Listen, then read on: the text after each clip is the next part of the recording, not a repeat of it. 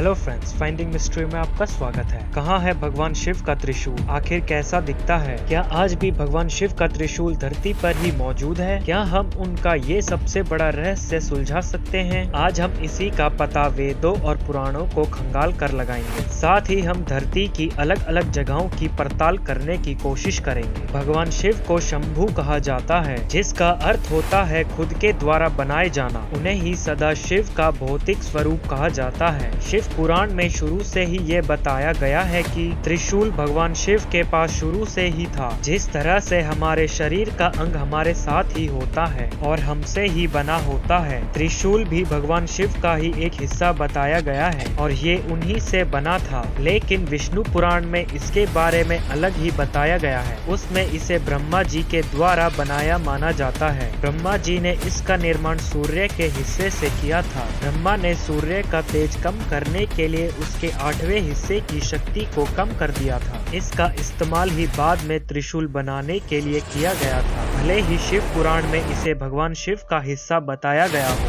लेकिन इसका वर्णन भी कई पुराणों में मिलता है कि माँ दुर्गा के हाथ में भी त्रिशूल धारण है। त्रिशूल एक ऐसा हथियार था जिसकी शक्ति अपरंपार थी। इसके इस्तेमाल से भगवान शिव ने कई दैत्यों का निरसंहार किया था। इसका मुकाबला ब्रह्मास्त्र से लेकर देवराज इंद्र का वज्र तक नहीं कर सकता था। लेकिन अब हमारे मन में ये सवाल उठता है कि अगर अब भगवान शिव का त्रिशूल धरती पर मौजूद है तो आखिर वो कहाँ है? वैसे तो भगवान शिव का त्रिशूल होने का दावा कई जगहों पर किया जाता है, लेकिन वहाँ पर इसे देखा नहीं जा सकता। लेकिन एक ऐसी जगह है जहाँ आप त्रिशूल को भी देख सकते हैं। उत्तराखंड में मौजूद है गोपीनाथ मंदिर, जहाँ पर है एक 5 मीटर ऊंचा त्रिशूल। यहाँ के लोग कहते हैं कि ये भगवान शिव का त्रिशूल है, जो तब से यहाँ पर गड़ा हुआ है जब भगवान शिव ने कामदेव की तरफ ये त्रिशूल फेंका था। लेकिन देखने पर जरूर ये अलग अलग धातुओं के मिश्रण से बना त्रिशूल लगता है, लेकिन इसमें किसी अलौकिक शक्ति का आभास नहीं होता। अगर हम त्रिशूल को अन्य सभ्यताओं में ढूंढे तो हमें इसका जिक्र एंशिएंट ग्रीक माइथोलॉजी में मिलता है। पोसाइडन, जिसे समुद्र का देवता कहा जाता था, उसके पास भी त्रिशूल जैसा हथियार मौजूद था। ये बेहद शक्तिशाली हथियार था। इसके इस्तेमाल से पोसाइडन पूरे समुद्र पर राज किया करता था। लेकिन इसका पूरा जिक्र नहीं मिलता कि आखिर उसके पास ये त्रिशूल कहाँ से आया था। अगर हम इसे अपनी मान्यताओं से जोड़कर देखें तो